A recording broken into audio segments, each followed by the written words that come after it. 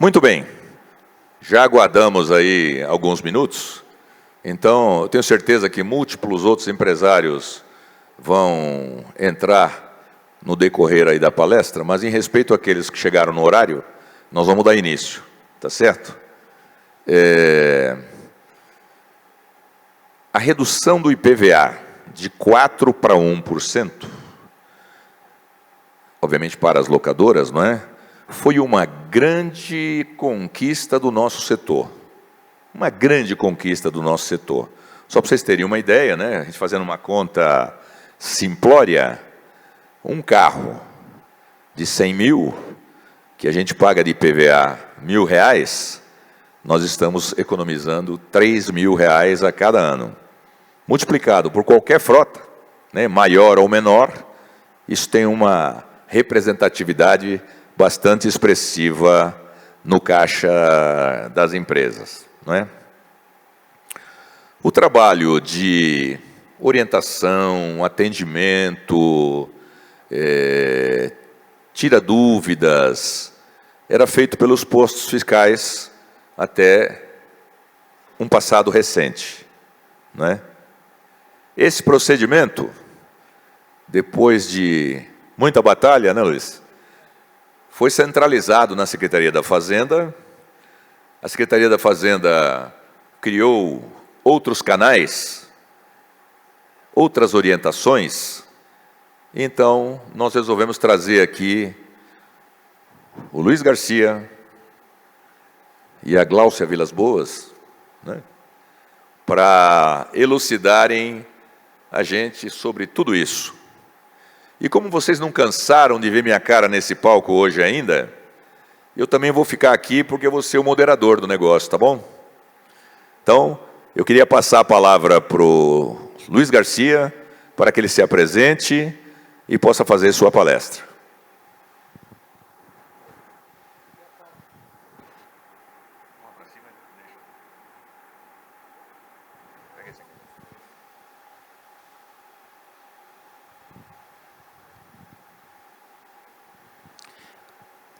Alô, boa tarde a todos.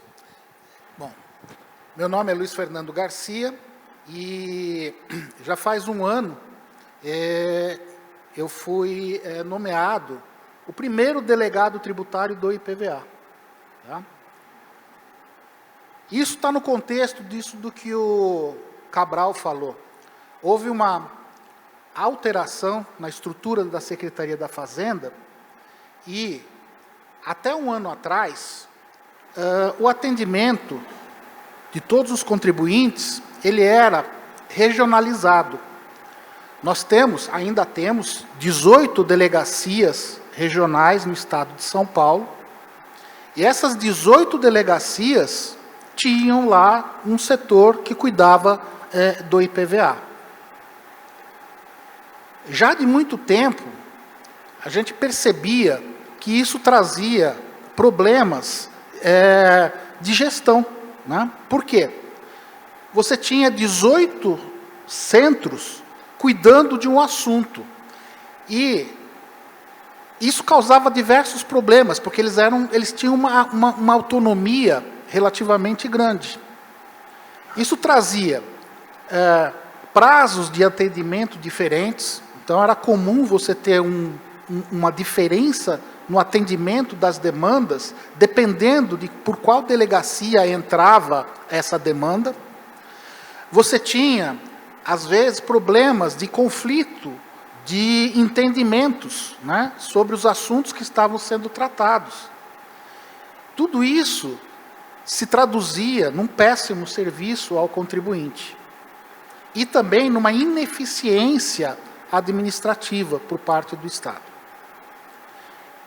Então, no ano passado, com a instalação da Delegacia Tributária de IPVA, junto com ela também nós tivemos uma especializada em ITCMD, uma especializada em alguns assuntos do ICMS. Né? Essa reestruturação traz essa racionalização tão necessária para que a gente preste um melhor serviço. Essa foi a maior mudança que nós tivemos aí no último ano. Antes também de entrar nos detalhes mais, coisa mais detalhada, colocar a coisa um pouco do contexto, porque nós tivemos mudanças, né? Essa mudança da redução de alíquota para 1%, ela também, ela não é tão nova assim, mas já está completando 4 anos, né? Mas ela veio num contexto de bastante trabalho, de luta das categorias. Isso foi uma coisa que foi negociada com o governo, essa redução da alíquota para 1%, e ela ocorreu em 2021, no final de 2021, para valer a partir de 2022. Antes disso, até 2020, nós tínhamos uma redução de alíquota de 50%. Então, os veículos que pagavam 4% tinham redução para 2%. Em 2020, contexto da pandemia, o governo editou uma lei, e nessa lei, que foi uma lei para atender às necessidades lá por causa da pandemia, os problemas econômicos que surgiram em função da pandemia, fez um monte de coisa, uma lei enorme. Extinguiu órgãos, alterou outros órgãos, alterou diversos benefícios que estavam vigentes na época, de CMS, de IPVA, e um deles foi esse benefício de redução de alíquota para locadoras. Ele só não entrou em vigência plena a partir de 2021, porque nós tínhamos que obedecer uma regra constitucional, que é a anterioridade nonagesimal. Você só pode instituir um imposto, se você instituir um imposto ou aumentar um imposto já existente, você só pode fazer isso 90 dias depois de publicada a lei. No caso do IPVA, o que isso significava? A lei foi votada em 16 de outubro de 2020. Então, ela começou a valer somente em 15 de janeiro de 2021. Então, os fatos geradores de 2021 de veículos usados, que ocorreram em 1º de janeiro de 2021, não puderam ser atingidos. Então, em 2021, na prática, vigiu ainda a redução de alíquota para 2%. Fruto desse movimento, durante 2021, no final de 2021, foi editada uma nova lei, que reinstituiu a redução de alíquota, só que dessa vez não era a redução de 50%, e sim a redução de 4% para 1%. Então, os veículos que têm a alíquota original de 4%, reduz a alíquota para 1%. E isso passou a ter vigência a partir de janeiro de 2022. Nós aproveitamos essa oportunidade para refazer todo o nosso sistema. Tá? Então, vamos partir agora para falar da situação em que a gente tem hoje.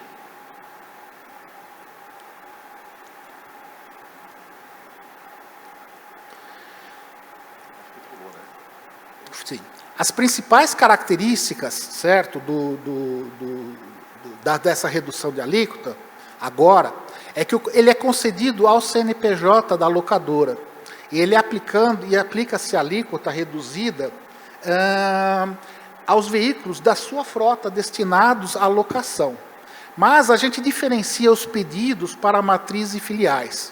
Por que a gente tem que fazer essa diferenciação? É só por uma questão administrativa, porque os veículos, eles são registrados, tá, pelo órgão de trânsito, nos estabelecimentos. Ele não é registrado só no CNPJ matriz, ele é registrado no CNPJ completo. Então, a gente precisa que os pedidos sejam feitos por CNPJ completo, por estabelecimento, para a gente poder aplicar essa redução aos veículos a que cabem essa redução. Né? Se me permite, pois não. Luiz, o slide anterior, aborda a questão dos 50%, Opa, não vi que tinha. que eu acho que é uma coisa muito importante para que todos possam entender adequadamente. Tá. Não percebi que eu tinha passado 2 slides. Então, como eu falei, a redução de alíquota agora é para 1%. Tá? Para locadoras, o benefício depende da pessoa, da empresa que está pedindo. Uma empresa que não for locadora, ela não pode ser beneficiada com essa redução. Ela é para os senhores, para as locadoras. Então, para conceder o benefício, nós temos que nos certificar de que ele está sendo concedido para uma locadora. Então, o CNAE, que é o Código Nacional de Atividade Econômica, né, da empresa, ele tem que estar registrado como sendo de locadora, no CNPJ dela. Outro detalhe é que nós temos que ter um critério para caracterizar que uma empresa é locadora. Não basta ela dizer lá no contrato social de que é locadora de veículos, e também não basta ela ter lá um veículo em que ela faz locação. É necessário que a empresa tenha como principal atividade dela, econômica dela, a locação de veículos. Tá? Então, por isso, existe uma exigência legal, isso está na lei, de que a receita com locação deve ser superior a 50% da receita bruta da empresa. Tá? Essa é a regra geral absoluta. Tem um detalhezinho que é importante, certo? Que a gente exclui do cálculo, a gente exclui dessa receita bruta da empresa, a venda de veículos do imobilizado, do ativo imobilizado da empresa, que estão há mais de 1 ano, que foram adquiridos há mais de 1 ano. Por quê? A gente entende que a venda de veículos com menos de 1 ano meio que caracteriza que a empresa está fazendo, na verdade, revenda de veículos. Ela não está tendo atividade de locação.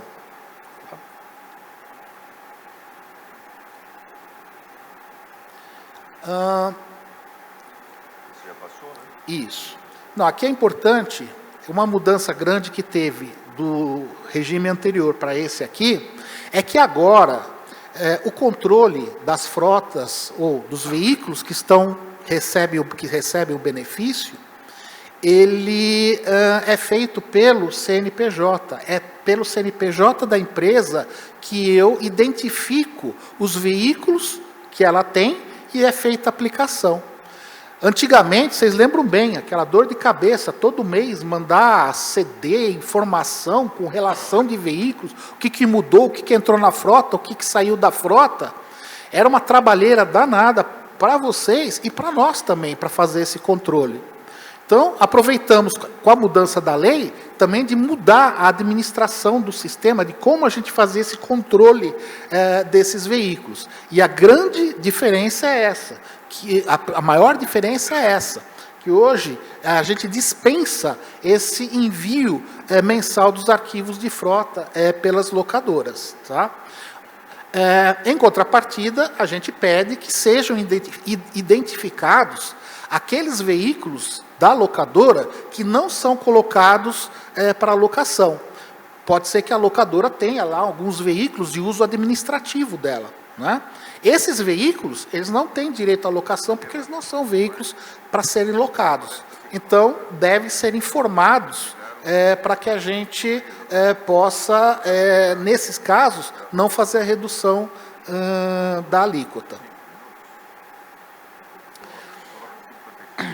Outra coisa também, a gente confirmou na nova lei a possibilidade da concessão do benefício para alocação com condutor. Tá? E também o envio de documentos, ele é todo hoje feito pelos sistemas da Secretaria da Fazenda, não precisa ter entrega pessoal de documentos. Isso também, que o Cabral destacou, é uma mudança grande que teve na Secretaria da Fazenda, em que a digitalização permitiu que nós fizéssemos todas as ações de maneira remota. Tá? Eu queria só fazer uma abordagem aqui, Luiz. Existe uma grande dúvida na cabeça dos empresários do setor, quando que eu uso o CIVEI e quando eu uso o CIPET. Você poderia nos elucidar com relação a isso, por favor? Não, perfeito, tá? Na verdade, a nossa intenção é sempre usar o CIVEI. O CIVEI é Sistema de Veículos. O relacionamento que a Secretaria da Fazenda faz com os contribuintes, pedidos, recursos, toda essa comunicação, toda essa fase administrativa é para ser feita pelo sistema de veículos. Tá? O sistema de veículos, CIVEI, ele é um sistema que ele não só cuida da petição, do pedido, do formulário que vocês fazem e mandam para a gente, mas ele faz o controle de todo o fluxo, todo o processo que está por trás da concessão e do controle do benefício. Tá? Então, ele é um sistema muito complexo, bastante complexo. E o desenvolvimento dele está continuamente acontecendo. Por outro lado, nós temos necessidade de facilitar, pelo menos, o mais rápido possível, esse contato de vocês com a gente. Ou seja, fazer o pedido, entregar um pedido, entregar alguma coisa para a gente. Então, nesses casos, a gente usa o CIPET, que é o sistema de peticionamento. Ele, como o sistema ele é mais simples, porque ele cuida só dessa parte de peticionamento. A situação atual das locadoras, os pedidos... Não, o recurso, por enquanto, a gente está com o CIPET mesmo. Exato. Então, toda a parte de pedidos, então, pedido de cadastramento de uma nova locadora, ou pedido de alteração de dados da locadora, é feito pelo CIVEI. A entrega anual de documentos, que nós vamos falar um pouquinho mais para frente, também é feita pelo CIVEI. Tá? Toda essa parte de julgamento, tanto do pedido inicial, quanto dessa análise anual que a gente faz dos documentos, ela é toda intermediada pelo CIVEI. Houve um indeferimento, que seria o caso, certo? Precisa de um recurso, vocês querem entrar com um recurso, esse recurso, por enquanto, é via CIPET. Por quê? Porque ele ainda não está preparado no CIVEI. Oportunamente, vocês vão fazer ele também pelo CIVEI. Tá? O pedido de alteração do cadastro, principalmente do e-mail, que é vital para vocês, é pelo CIPET. É uma opção do CIPET também, tá? Uhum. Já que a Glaucia tocou, esse é um ponto que para nós é muito importante que vocês observem. Tá? A gente observa que, muitas vezes, na hora que vocês fazem o pedido, às vezes é um despachante, ou é um contador, ou é um terceiro que vai lá e faz o pedido para vocês. E ele coloca como contato da locadora o e-mail dele. Tá? Outras situações, às vezes, na própria locadora, a pessoa que vai fazer, ela coloca o e-mail dela como sendo o contato. Ela é funcionária da locadora e ela que está tratando do assunto, ela coloca o e-mail dela. Isso é um problema, porque essas pessoas, tanto quem faz, o despachante, o contador, como essa pessoa, podem mudar. E vocês ficam sem saber disso e passam aquele e-mail não é mais usado, e vocês não veem mais o que a gente manda para vocês. Então, é fundamental que vocês definam um e-mail institucional de vocês. Tá? Sugestão, cria lá o e-mail IPVA, o seu URL lá, certo? Locadora JM, ipva@locadorajm.com.br, tá? Exclusivamente para fazer esse contato. E tem um procedimento administrativo institucionalizado de acompanhar esse e-mail, de acompanhar essa caixa de e-mail, tá bom? Isso daí vai poupar muito dos trabalhos que, na prática, a Gláucia, o Flávio aqui, quando vão analisar lá, tem em entrar em contato com a locadora, tá bom? Luiz Fernando, só reiterando isso daí, reforçando, vocês todo ano têm que pedir novamente o benefício, certo? Tem que revalidar até o último dia útil de maio de cada exercício. Quando que é importante esse e-mail que a gente está falando? Quando vira o último dia útil de maio de cada ano, no dia 2, 3 de junho, a gente dá uma geral em todas as locadoras que no exercício anterior tinham o benefício e não pediram renovação. E aí a gente usa esse e-mail, de acordo com o que está na portaria, que rege esse benefício, para avisar vocês. E se for o e-mail de um contador que nem trabalha mais para vocês, não tem como a gente encontrar vocês, tá bom? E olha que a gente faz um esforço. Tem coisa que eu detesto em deferir uma locadora porque ela não pediu o benefício, a renovação anual do benefício. A gente tenta olhar, o que a lei fala é usar o e-mail que vocês informaram para a gente, mas nós tentamos achar vocês de tudo quanto é jeito, né? Mas se não for o e-mail que vocês acessem, muitas locadoras perdem o benefício só por isso. Elas não lembram, não tem isso no calendário, não pede o benefício, não recebe o aviso e perde, já era. Tá bom?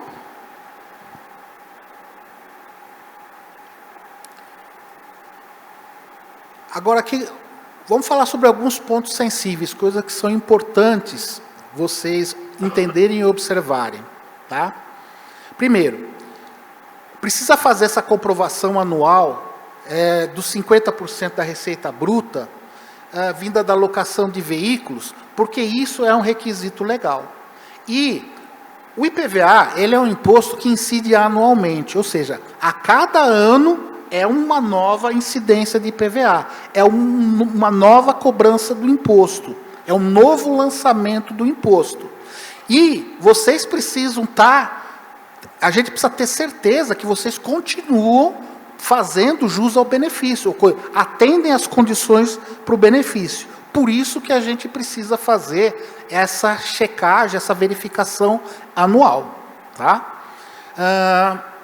Essa comprovação, para fazer essa comprovação dos 50%, nós pedimos que seja enviado o balanço patrimonial e a demonstração de resultado de exercícios, tá? Como é que funciona? Por que a gente pede que isso seja entregue só no final de maio, né? Se o imposto, fato gerador dele, ele incide em 1º de janeiro. É porque, na própria dinâmica administrativa dos negócios, você não tem, no começo do ano, ainda, os demonstrativos contábeis do ano passado prontos. A legislação, basicamente, quem exige a apresentação desses documentos é a legislação de imposto de renda, pede isso no final de março. Vocês têm isso pronto no final de março, né? Então, se definiu que se pediria isso para vocês, que fosse entregue até o final de maio. Não significa que não possa ser entregue antes. Quem tem antes, entrega antes, terá a confirmação do seu benefício antes.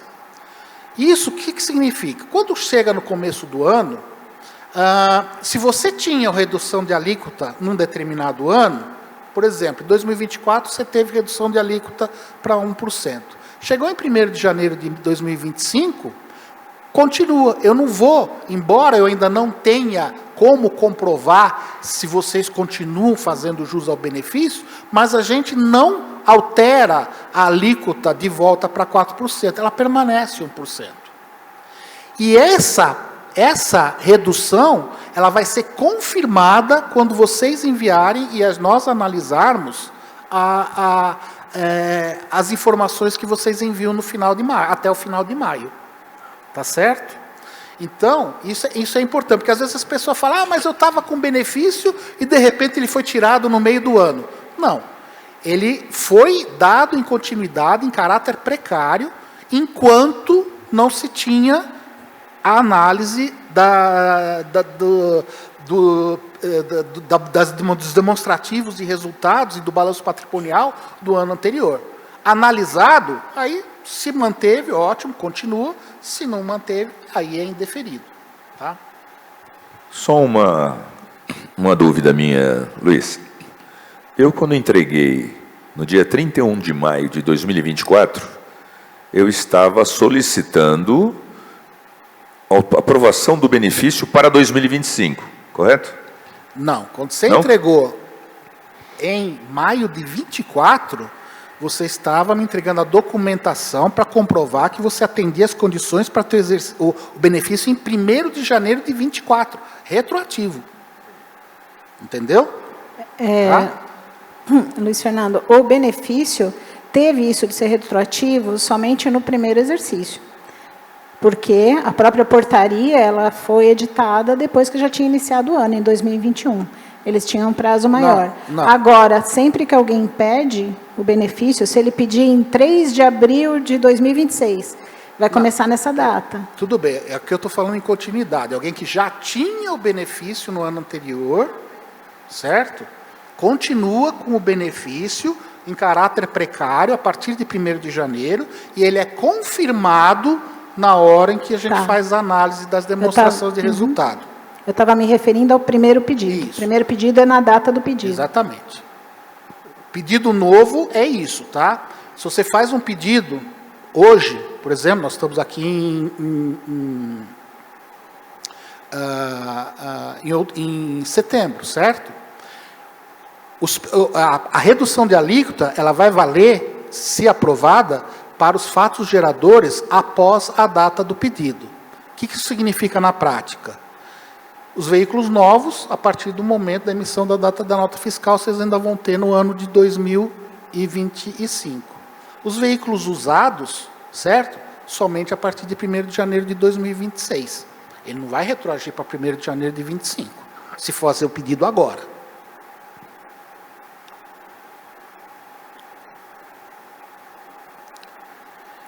Ponto importante. Indeferimento, em consequência da análise, ele gera cancelamento do benefício. Tá? Esse cancelamento do benefício, quais as consequências dele? Primeiro, a alíquota deste ano, de tudo que você tinha reduzido neste ano, vai ser elevada para 4%, para a alíquota original, tá? E para o ano seguinte, em princípio, você não tem o benefício.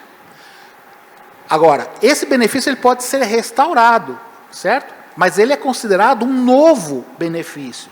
Então, é como se você nunca tivesse tido. Tem que fazer um pedido, um novo pedido, anexando a documentação, anexando todas as informações pedidas, certo? Fazer um novo pedido, ele vai ser analisado e você pode, atendidas as condições, né, para concessão, ele pode ser de novo concedido. E vai ser concedido para fatos geradores a partir da data do pedido. Tá? E por fim, aqui, ó, a comunicação sempre é feita pelo meio do e-mail cadastrado pela locadora. Então, mais uma vez, tá? Que seja um e-mail de vocês, institucional de vocês, e que vocês acompanhem o e-mail, tá? Porque é por ele que vocês vão, eventualmente, saber se precisam tomar alguma providência para manter o seu benefício. Uma questão, Luiz. Uma demanda que é recorrente lá no Sindiloc é que esta análise, deferimento ou indeferimento, demora muito, né? Tem um prazo específico para isso? A análise em si, né, a gente sempre deve responder qualquer pedido em 120 dias. A análise total até o deferimento acaba demorando muito, porque primeiro tem a fila para você fazer a análise daquela locadora específica. Aí você notifica e abre 30 dias para a resposta. Normalmente, todo mundo responde um pouco mais perto desses 30 dias, mas acaba entrando em fila de novo. Aí a gente analisa outra vez o material que veio, é muito comum 2 notificações. Então, vai aumentando o prazo, né? Por causa disso. Nunca é direta a análise. Dificilmente vem um material que a gente olhe e já de cara deu deferimento, né? Porque, como o Luiz falou, nós analisamos a receita. A gente bate a receita declarada com a frota, a gente pede por amostragem, vocês sabem disso, né? Essa altura do campeonato, vários contratos de locação, que é para ver se é coerente com o demonstrativo de resultado. A gente analisa esse demonstrativo comparando com o PG das D, ou com, para quem é empresa que é GIA, né? Com a declaração de imposto de renda de pessoa jurídica. Então, nós verificamos se o que ela declara está de acordo com o tamanho da empresa. Né? Então, consequentemente, a gente sempre vai pedir alguma coisa para a empresa. Nunca vai ser um deferimento de cara. Porque a gente tem que ter o pedido para analisar a frota e fazer essas solicitações. Então, demora um pouquinho mesmo.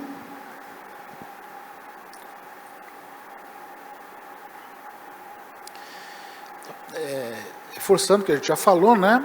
Que pela demonstração de resultado do exercício, a gente verifica se a receita, a colocação é maior que 50% da receita bruta e é desconsiderada a receita que vem da revenda de veículos após 12 meses da data de aquisição. Tá? Verifica-se também a coerência com o que a Glaucia acabou de falar, com declaração de imposto de renda e também, principalmente, para os contribuintes do Simples Nacional.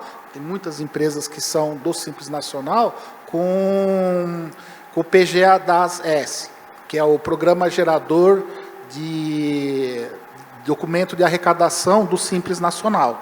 Tá? Porque esse documento ele é uma declaração da receita da empresa.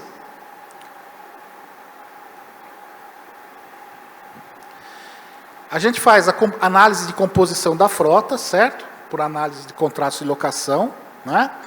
Débitos e IPVA impedentes, isso é importante. Se houver algum débito de IPVA pendente, ele é impediente para a gente aprovar a continuidade do benefício, a redução de alíquota, tá? Isso é uma exigência legal, tá? Mesma coisa com inscrição no CADIM estadual. Lembrando que no CADIM estadual não são só débitos de IPVA que são inscritos. Tá? São inscritos taxas, multas e outros, certo? E outros tipos de débitos com o Estado que eventualmente a empresa tenha. Tá bom? Importante também ressaltar isso que a Glaucia falou.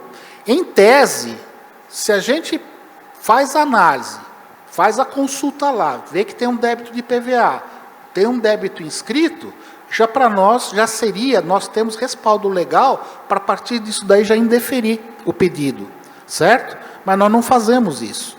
Nós usamos um dispositivo que existe na legislação, em que a gente notifica, a gente dá uma oportunidade de vocês regularizarem uma eventual pendência que há, certo? Como é que a gente faz isso? Uma notificação, mais uma vez, que vai para o e-mail que está cadastrado lá.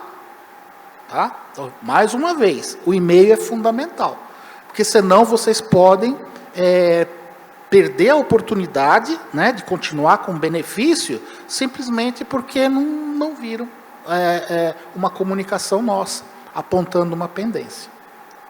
Só comentar uma coisinha, porque eu acho que isso daí é um pouco confuso mesmo. Uma coisa é o e-mail que vocês informam no primeiro pedido, quando vocês pedem o benefício. O e-mail que constar nesse pedido vai para o cadastro. Tá? Então, vamos supor que foi e-mail locadora@gmail. Está no cadastro.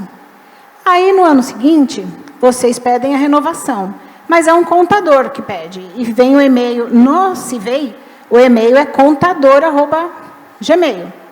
Este e-mail, naturalmente, vai receber todas as notificações daquele pedido. Mas o e-mail da locadora no cadastro continua o outro. A gente não fica mudando a cada pedido que vocês fazem, tá? Muitas locadoras, cada ano vem um e-mail diferente. É coisa da administração dela. Vamos manter o e-mail que foi cadastrado inicialmente. Quando que a gente realmente usa esse e-mail e é o problema para vocês? Como eu falei, é quando a gente notifica para a locadora: ei, você esqueceu de pedir a renovação esse ano. Entenderam? Então, nós não ficamos trocando o e-mail oficial da locadora só porque vocês pediram por outro e-mail a renovação anual. Tá? Se vocês querem que eu troque o e-mail oficial, vocês vão entrar no CIPET e vocês vão pedir alteração cadastral e fala: eu não quero mais que seja locadora@gmail, eu quero que seja xx@gmail. Aí a gente vai alterar lá no cadastro. Tá? O tal e-mail de cadastro é o que permite que a gente avise vocês se vocês esquecerem de pedir a renovação anual. Então, ele é muito importante. E vocês não podem depender de nenhum terceiro, de ninguém que vocês contratem ou de um funcionário específico para receber esse aviso. Tá?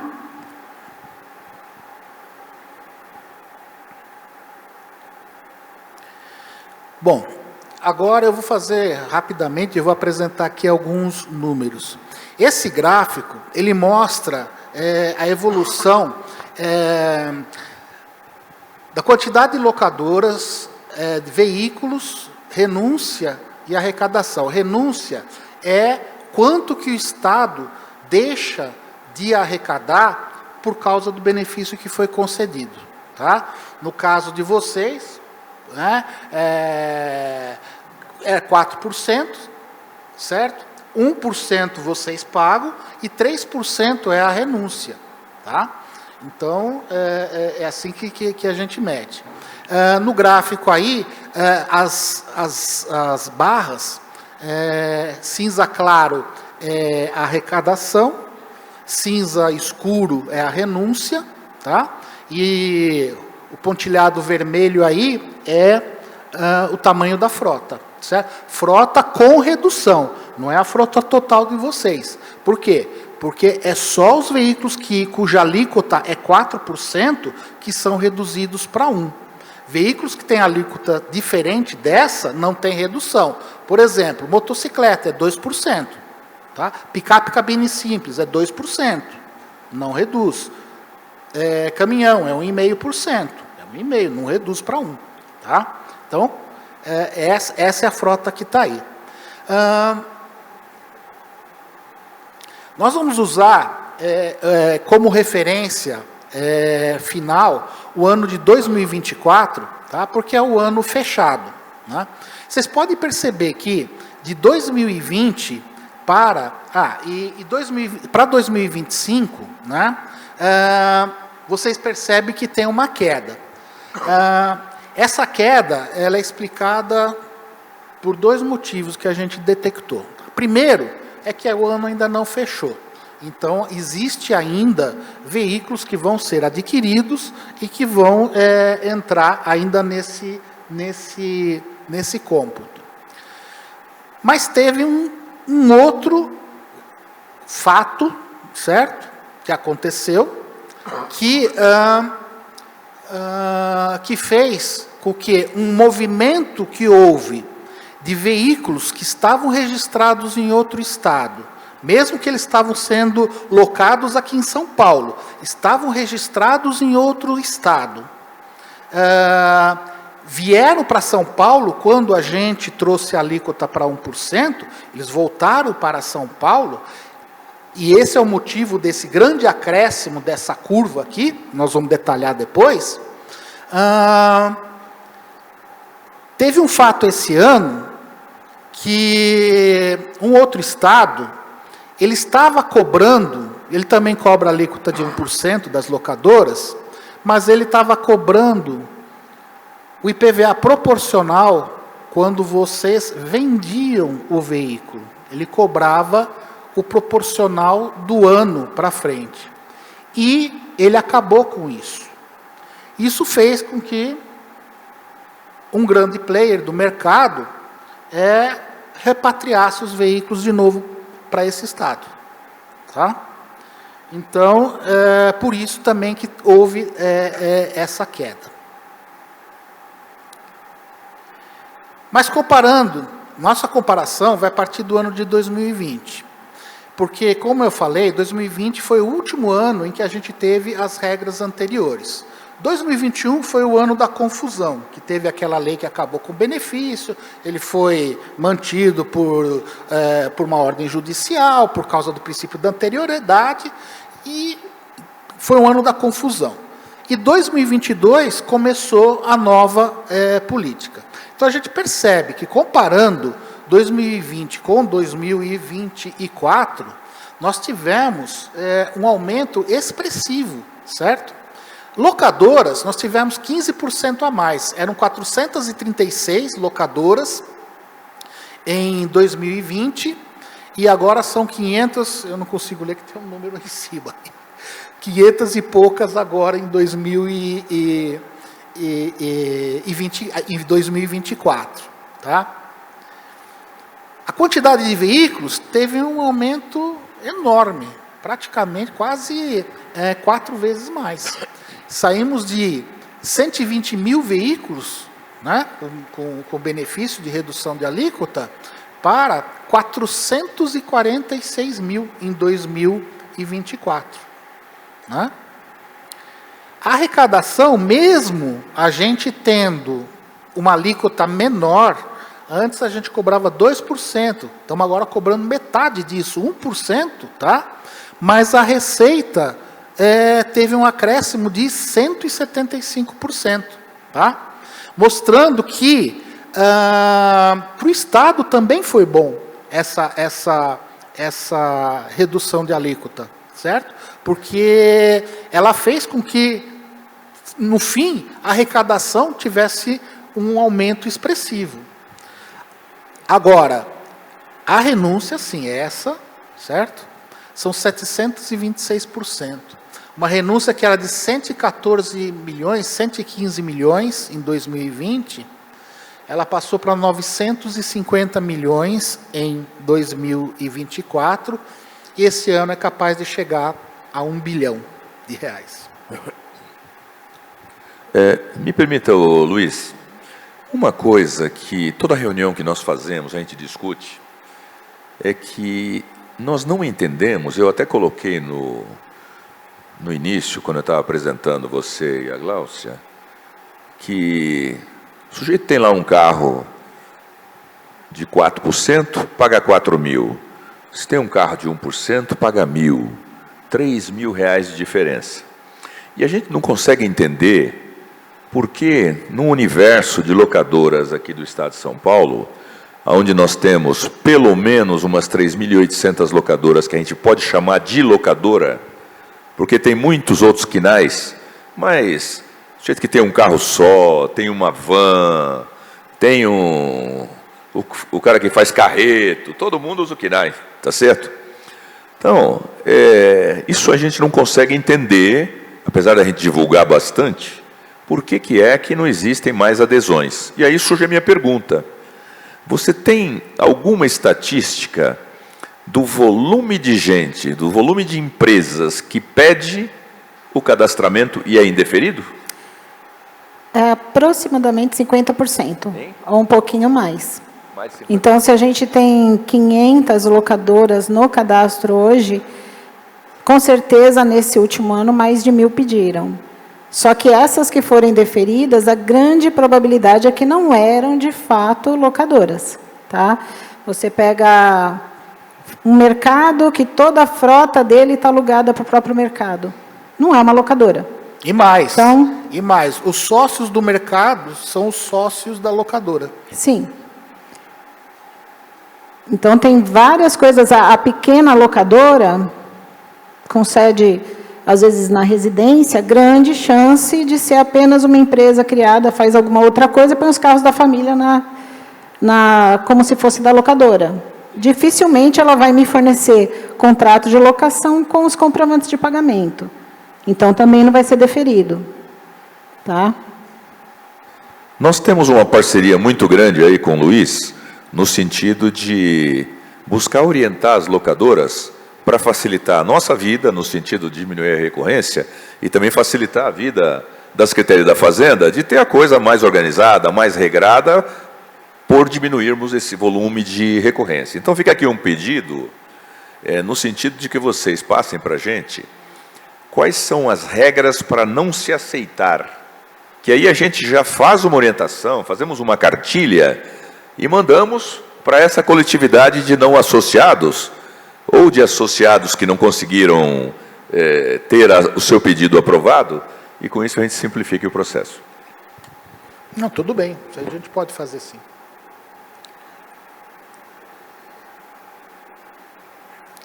Então, aqui eu queria mostrar, em 2020, né,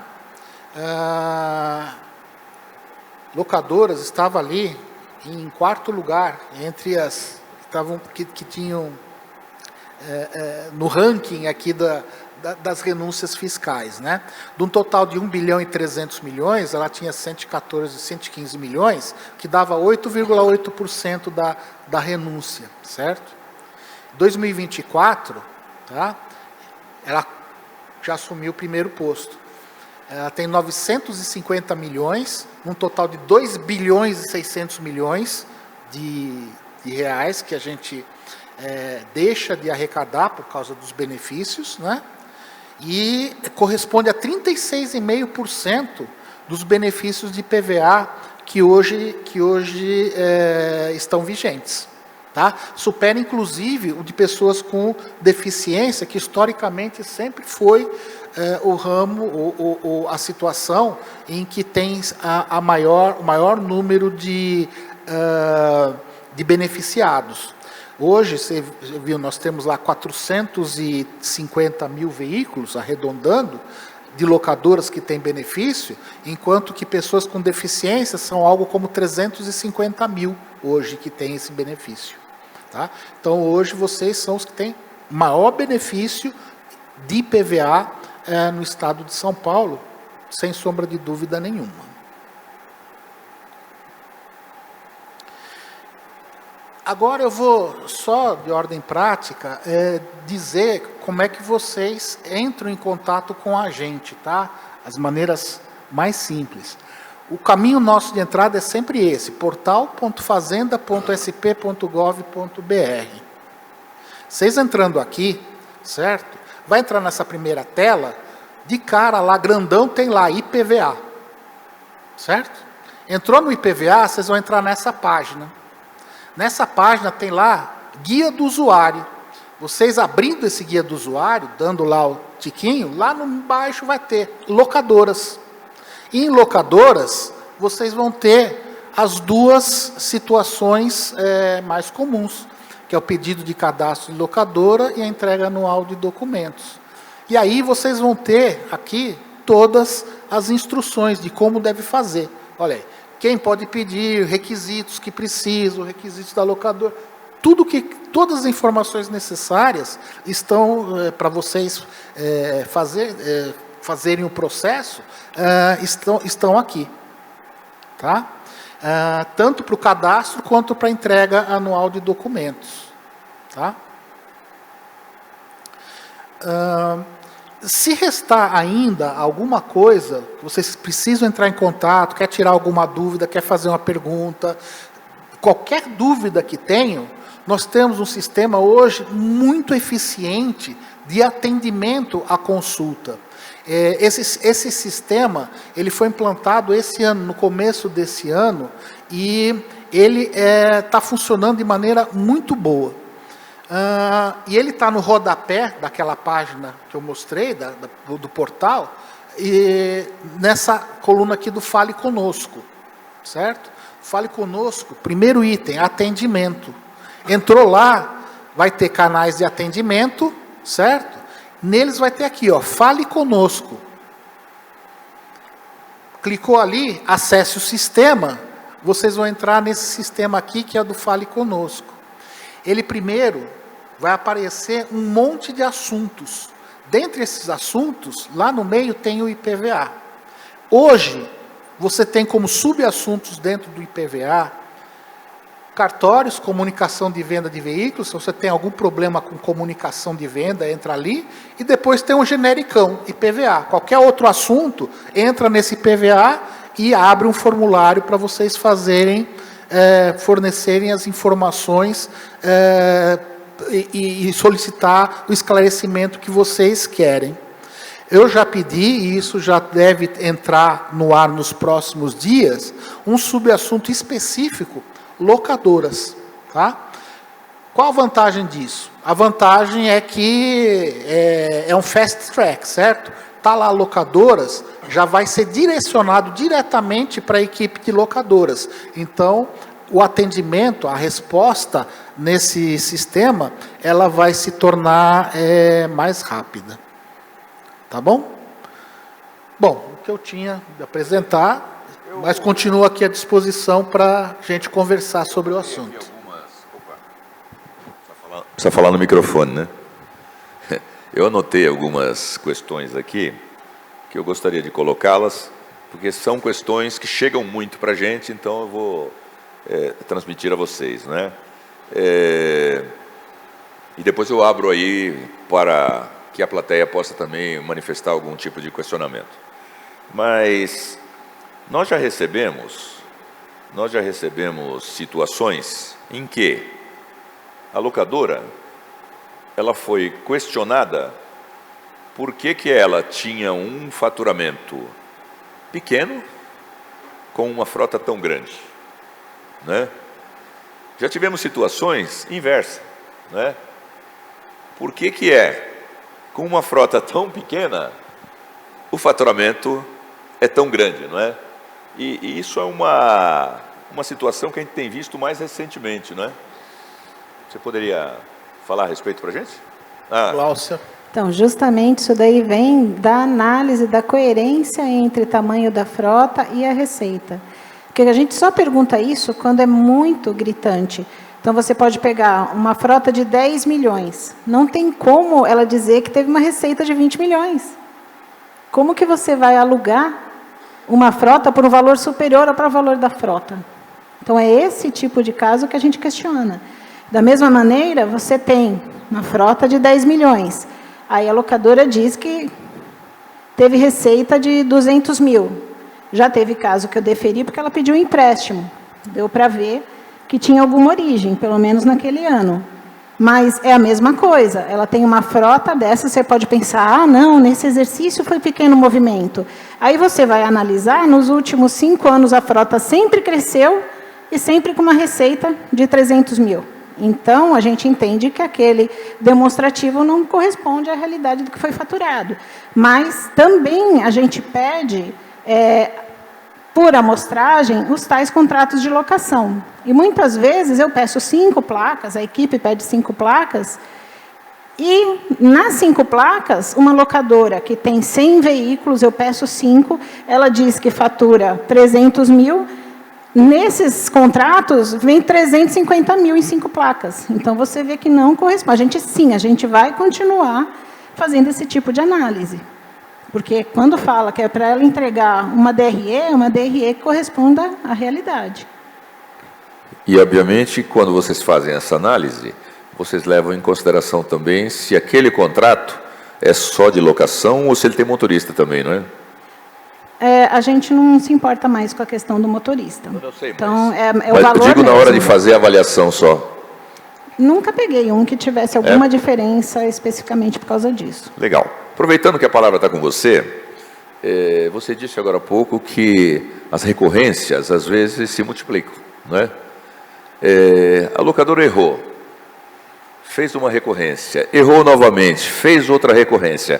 Quantas vezes você aceita antes de indeferir definitivamente? Não é uma questão dela ter errado.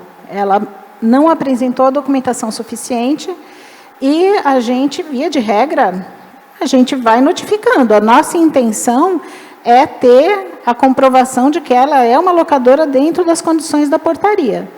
Então, não é por falta de chance que ela vai ser indeferida. É só quando ela acaba não respondendo, a gente indefere porque não teve resposta mesmo, né? Ou esses casos, que ela acaba apresentando, PG das D de 1,5 milhão, DRE de 200 mil. Eu peço para ela adequar, porque os dois deveriam ser iguais, aí ela pega e muda o PG das D para dizer que é 200 mil também, ao invés de arrumar a DRE. Entendeu? Então, é só por isso mesmo. A nossa intenção é definir que a locadora é locadora e está dentro das regras da portaria. Para isso, a gente tem que dar todas as oportunidades possíveis. A gente não tem intenção de sair indeferindo. Normalmente é porque ela não responde mais. Normalmente eu falo, me dê contratos, ela não me dá. Porque nem é locadora, entendeu? Ok. A penúltima questão que eu tenho aqui é sobre a questão daquelas vistorias que vocês fizeram há uns tempos atrás, que muitas locadoras, elas ainda não entenderam o mote daquela vistoria e recorrem, perguntando se aquilo vai continuar, como que vai funcionar, entendeu? Se você puder nos esclarecer a respeito, por favor. Não, aquilo ali faz parte de um programa que a Secretaria da Fazenda tem já há alguns anos, que se chama Nos Conformes, onde a gente, primeiro, procura entrar em contato com o físico, né, presencial, com o contribuinte, para ver se realmente ele existe, se a empresa está funcionando, se a empresa está ativa. E, segundo, a gente leva alguma informação, ou faz algum pedido, ou dá alguma informação de interesse deles. Tá? Essa que foi feita, essa campanha que foi feita, ela foi justamente para alertar as empresas para a apresentação dessas informações e para acerto do cadastro, certo? Para a gente atualizar aí de maneira, por iniciativa nossa, buscar a atualização do nosso cadastro. Né? Não está definido se nós vamos repetir exatamente essa mesma campanha, ou esse mesmo programa, no ano que vem, ou se a gente eventualmente vai fazer algum novo. Tá? Mas faz parte do nosso trabalho, né, de fiscalização, de fazer esse contato pessoal e de procurar ver se a empresa realmente cumpre, se ela está tudo direitinho, tá certo? Isso, inclusive, ele é uma coisa que eu entendo importante para o próprio mercado, certo? Por quê? A pessoa que não age, que não está seguindo rigorosamente as disposições legais no negócio dela, tá? Ela é uma concorrente desleal de quem está fazendo tudo direitinho, certo? E ela pode tirar mercado, certo? Pode tirar negócios, certo? Daquele que trabalha direitinho. Então, a parte de fiscalização, ela também tem esse aspecto de procurar manter o mercado são, certo? De evitar que aquelas pessoas se utilizem de subterfúgios aí ilegais, certo? Para ganhar proeminência e para ter uma vantagem competitiva em relação às outras que agem de acordo com o que está estabelecido na lei. Muito bem. Vamos abrir agora a palavra para quem quiser fazer uso para fazer perguntas. E o primeiro inscrito é o Eládio. Boa tarde, Luiz Garcia. Boa tarde, Gláucia. Parabéns pelas explanações, explicações. Acho que foram esclarecedoras para o nosso público, né? Os nossos associados. Acho que falta isso, né? Falta essas explicações de como proceder com o recadastramento ou o cadastro das locadoras. Mas, como você falou em renúncia, a renúncia que você apresentou, ela tem um percentual bastante elevado, de 726%, mas também nós temos aquela situação que é o seguinte, aquela locadora que vem para o estado de São Paulo, ela também tem o fator preponderante de estar contribuindo com o ICMS com o estado. Você teria lógico, acredito eu que não seja a sua área, né, o do ICMS, mas você teria mais ou menos quanto que se arrecada de ICMS desses carros que poderiam? Não, infelizmente esse número eu não tenho. Não tem, né? Posso até, eventualmente, conseguir levantar alguma coisa disso, passo depois aqui para o Cabral, mas esse número aqui eu não tenho. Porque essa é uma curiosidade, né, até mesmo para o nosso, até mesmo para o sindicato, para verificar justamente a forma de trazer essas locadoras para o Estado de São Paulo. Lógico que, como nós tivemos aquela primeira plenária, que foi com o Detran, Sim. enquanto eles não baixarem também as taxas deles, fica difícil também trazer esses carros para São Paulo. Mas esse vai ser sempre o nosso trabalho como sindicato de trazer essas locadoras e esses carros para o Estado de São Paulo. Okay. É isso. Quanto a isso, deixa eu colocar uma coisa que eu acho que é importante entender. Tá? Esse problema de colocar a frota no estado ou no outro, tá? É uma questão bastante questionável. Tá? Por quê? A legislação de trânsito não é tributária. A legislação de trânsito, o Código de Trânsito Brasileiro, diz que o veículo deve ser registrado no domicílio do seu proprietário. Tá? Precisamos interpretar. O que quer dizer domicílio do seu proprietário?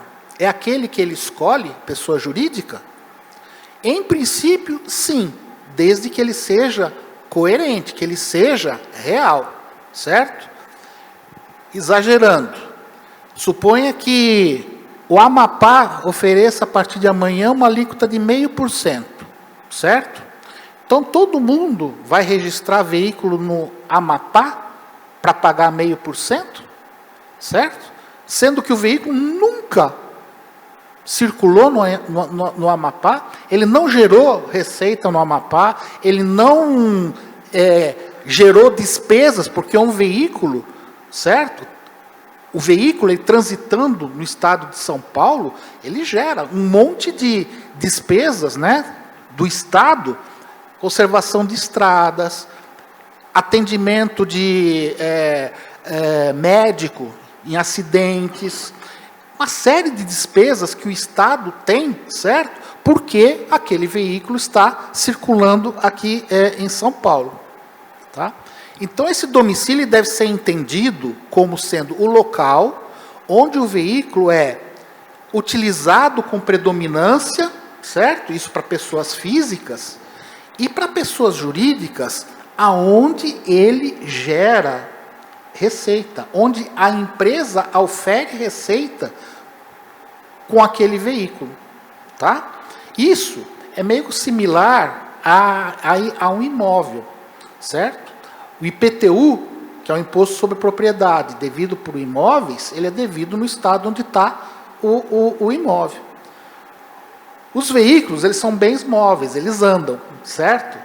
Aonde que deve ser pago? Um imposto de propriedade, igual ao IPTU, sobre o veículo, aonde ele está em sua predominância, onde ele gera benefício social, onde ele gera benefício, receita, renda econômica. É isso que a gente propugna. Agora, o IPVA é um imposto estadual. Então, cada estado tem a prerrogativa de definir qual é a alíquota que vai ser praticada. E isso possibilita o que nós chamamos de guerra fiscal, certo? Em que estados oferecem alíquotas reduzidas para atrair frotas para o seu local, para o seu estado. E é nesse contexto que se insere, inclusive, essa redução de alíquota de IPVA para locadoras. Tá?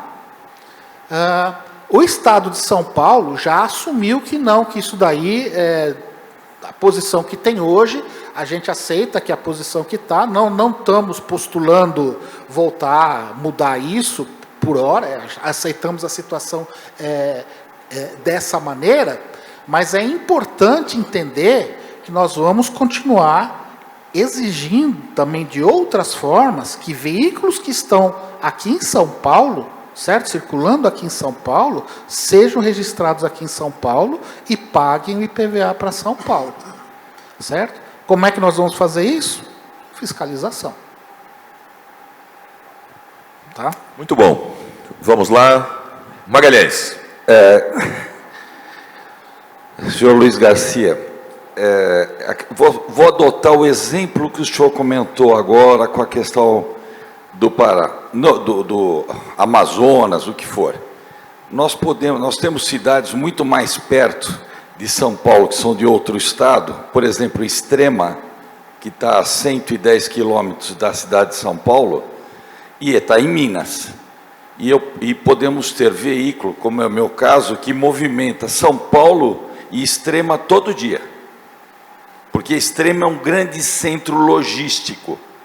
E tem veículos que vai para lá e volta. Então, a questão do IPVA, de só pensar que está aqui, precisamos tomar cuidado, porque cidade próxima, é mais próxima Extrema daqui do que São José do Rio Preto. É mais próximo da cidade de São Paulo. Então, essa sua análise, a gente precisa tomar cuidado um pouquinho com ela, porque não podemos tanto ir aos extremos, porque tem outras realidades mais próximas. Agora, eu concordo. Por isso mesmo que o exemplo que eu dei foi Macapá, Amapá. Perfeito. Certo? Obviamente que numa situação fática, do jeito que o senhor coloca, certo? Vai ser analisado. Isso. Certo? Isso. Se isso for comprovado, não, mas essa empresa aqui, olha aqui, ela opera em Extrema, tal. Perfeito. Perfeito. Ela pode ter o veículo registrado em Minas, perfeitamente. Então, é dentro do que o Eladio colocou, que a minha pergunta ele fez também antes. Qual é a arrecadação? Porque quando se põe renúncia e a arrecadação do IPVA subiu, nós tivemos uma renúncia, o Estado arrecadou muito mais dinheiro que o ICMS, porque são 12% que ficou aqui. Era a mesma pergunta, e eu ia perguntar, o senhor já me deu a resposta, eu não tenho isso agora. Isso. Mas é importante a gente ter esse número, para mostrar, não a importância só para o senhor. Infelizmente, nós vivemos num país da insegurança jurídica, para o empresário, como somos nós aqui. E a segunda minha colocação é que, como a mudança do IPVA em São Paulo exige um projeto que vai para a Câmara tem que aprovar, a Assembleia, né, não a Câmara, para aprovar, para aí sim poder ser aplicada, nós temos uma legislação. E na medida que a Câmara aprovou, eu não considero renúncia, porque também vivemos num país polarizado politicamente. Então, do mesmo jeito que nós estamos aqui hoje e agradecemos que vocês entenderam que o Estado vai arrecadar mais com uma taxa de 1% do que com a de 4%, tá? Por mais que você fiscalize e tal, vai dar briga, o carro pode circular, aí tem várias teorias. Nós vivemos num país de insegurança jurídica. Na hora que você põe renúncia, qual é o risco? Amanhã muda o governo. E vem aí uma outra turma que fala, renúncia, temos que ir atrás e pegar. O que não é renúncia, porque foi para a Assembleia e a Assembleia aprovou. Então, no meu ponto de vista como empresário, é a lei que me permite pagar 1%. Então, quando eu falo renúncia aqui, eu não estou falando renúncia no termo corriqueiro. Mas eu estou falando renúncia como termo técnico. Isso. O termo técnico em direito tributário, daquilo, da diferença entre uma alíquota normal e uma alíquota que você dá, ou uma isenção de alíquota, um negócio que você não cobra, o nome técnico disso é renúncia. Mas mesmo que você tenha mandado um projeto que tenha sido passado na Assembleia e virou e passou a ser isso? Olha, para te dar um exemplo, naquele meu gráfico, se você olhar aqui, deixa eu ver se eu consigo voltar. Não consigo voltar. No gráfico lá você vai ver que tem lá embaixo veículos, imunidade recíproca. Ah, perfeito. Imposto que, obviamente, que nenhum ente público cobra de outro. O Estado de São Paulo não cobra imposto de veículos que pertencem ao Estado de São Paulo, nem às prefeituras, nem ao governo federal. E também, reciprocamente, as prefeituras não cobram imposto do Estado e etc. Tá? Esse dinheiro que deixa de ser pago, que basicamente não se é pago porque você está tirando, você tiraria de um bolso para colocar em outro, porque está no governo, certo? E você vai continuar com ele no governo, tá? O nome é renúncia. Está lá, aparece renúncia de tanto. Eu queria até Tá bom. Obrigado. dar um depoimento de que, anualmente, quando a gente pega o orçamento do Estado vai à Assembleia Legislativa para ser aprovado. E quando ele vai à Assembleia Legislativa, tem uma série de linhas lá de renúncias, dentre as quais a de locadoras. Entendeu? Então colocam lá, manutenção da alíquota de 1%, tá certo? Quanto isso implica em renúncia? X. E aí o governador aprova e submete à Assembleia para que ela referende isso. Ok? Luiz, Bom. Pois não? sou Luiz aqui do Sindiloc de São Paulo. E nós temos uma dúvida na aquisição de frota. Nós temos situações em que você tem acordo com montadoras para desconto por compra em volume. Nesses casos, nós temos um compromisso de comprar os veículos, independente de estarem locados ou não. Você faz uma estimativa, compra e vai disponibilizando para locação à medida que o mercado exija. Como nós vamos tratar com a Secretaria da Fazenda o fato de eu ter alguns carros não locados ainda no pátio da locadora? Bom, em tese, esses carros, eles já estão emplacados? Sim. Bom, a sua intenção dele é usar para locação, ele está no pátio, não está sendo usado, certo? Sim, nós temos um compromisso de comprar um volume anual. Tá. E nós temos que comprar pelo compromisso assumido, e esse compromisso foi assumido em função de um estudo que detectou uma demanda, que às vezes ela pode diferir 1 mês ou 2 do que nós fizemos. Isso não vai ter problema. Esse é um veículo que você vai considerar disponível para locação. Vai estar diferida essa locação, você vai colocar ele daqui a 1 ou 2 meses, ele é disponível para locação. Ele não precisa ser retirado ele vai ter o benefício, sim. Tá? Agora, é nessa condição que você colocou. Ele não está sendo usado para atividade administrativa da empresa, ele não está sendo usado nessa situação. Sim, tá? Perfeitamente. Tá? Então você vai declarar, certo? Numa eventual fiscalização, esse tipo de coisa, a probabilidade de se verificar esse tipo de coisa é baixa, certo? Vai valer aquilo que você declarou. Não, esse veículo está disponível para locação, embora no momento ainda não. Perfeito. Ele vai ter redução. Luiz Fernando, Oi? como você disse, né, só vai acontecer da gente tirar o benefício do veículo quando a gente está fazendo a renovação anual. O veículo foi comprado em fevereiro de 2024 e eu peço para apresentar um contrato de locação até a data atual e não tem. Aí, provavelmente, não deve estar realmente disponível para locação. E outra coisa que a gente vê é que o veículo está circulando. Então, não deve ser um veículo realmente disponível para locação, ele deve estar sendo usado em parte administrativa. Tá? Mas, como você falou, se é porque comprou e ainda não foi disponibilizado, é pouco tempo, alguns meses. Isso, Nunca que vai dar problema isso. Pouca, não. Nós estamos falando da regra e não da exceção. A fraude, ela tem que ser combatida, nós entendemos isso. Mas o mercado, às vezes, opera e você tem alguns meses não faturados no veículo. Mas aí, realmente, é por um problema de mercado. E a outra dúvida que nós temos é no caso de desmobilização de veículos. Algumas vezes, a locadora adquire veículos usados para um determinado contrato, usados ou novos, tanto faz. E nós temos que desmobilizar antes dos 12 meses. Por quê? Tivemos sinistros ou você teve um rompimento de contrato com falta de pagamento. Como nós tratamos isso com a secretaria? A regra é que vocês não tenham mais do que 50% do seu faturamento oriundo de revenda antes de 12 meses. Ou seja, vocês podem revender. Quando vocês estão revendendo quase tudo antes de 12 meses, é que já começa a ficar estranho, mais caracterizado como uma revendedora do que como uma locadora. Mas justamente vocês têm um range grande aí para atuar que permite uma revenda no dia seguinte. É só não ser a maioria da sua receita. Não, perfeito. Ou a maioria da frota também, eu entendo, né? Que a exceção... O que eu queria perguntar é como se trata a exceção nesses casos aí.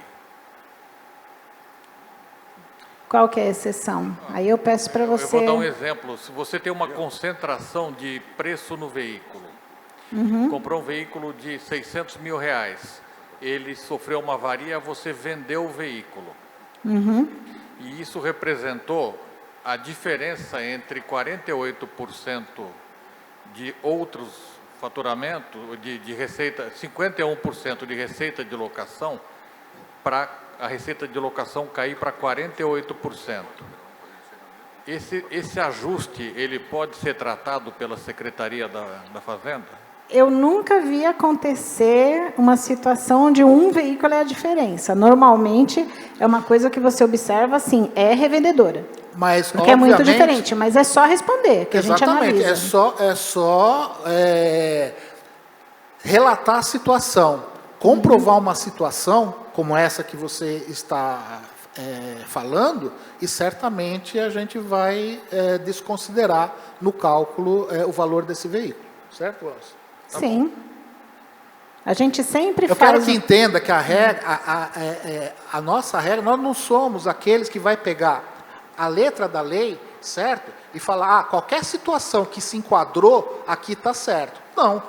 Vamos ver o fato. Mesmo porque na hora que você faz uma disposição legal, você faz sempre numa situação hipotética, certo? E a realidade surpreende. Pode acontecer coisas na realidade que na hora que você fez aquela previsão, você não previu, certo? Então aí cabe ao bom senso, e a gente tem esse bom senso, e é por isso que tem gente por trás, não é só a máquina que faz o cálculo, certo? De considerar isso e aceitar a justificativa e levar em conta aquela situação excepcional que eventualmente fez com que não cumprisse lá uma determinada letra da lei. Tá? Isso pode ficar certo que a gente faz esse tipo de análise. Muito bem, gente. Quero que, só como corolário, tá?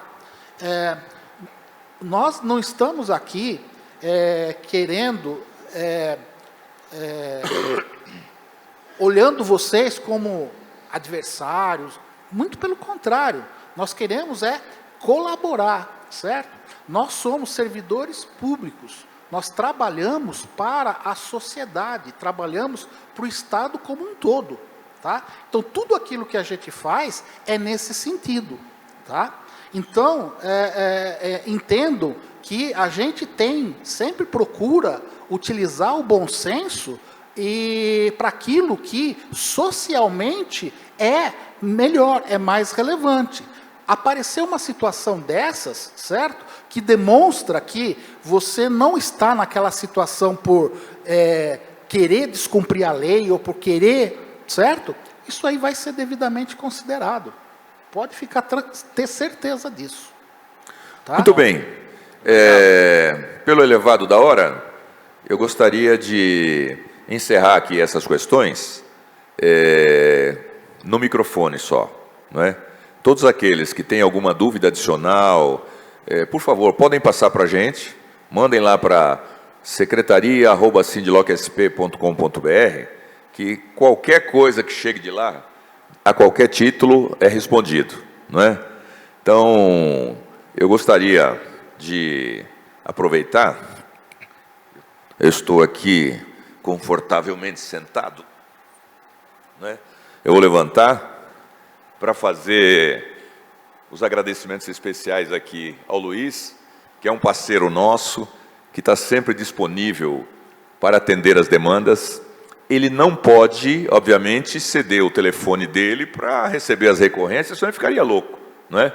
Mas, sempre que chega alguma demanda, a maioria delas a gente já sabe a resposta, porque nós já recebemos tantas perguntas a respeito daquilo que está no escaninho já. Quando a gente não sabe a resposta, ele, de maneira muito solícita, recebe e nos responde, Entendeu? Então vocês podem contar, podem continuar contando com isso, não é, Luiz?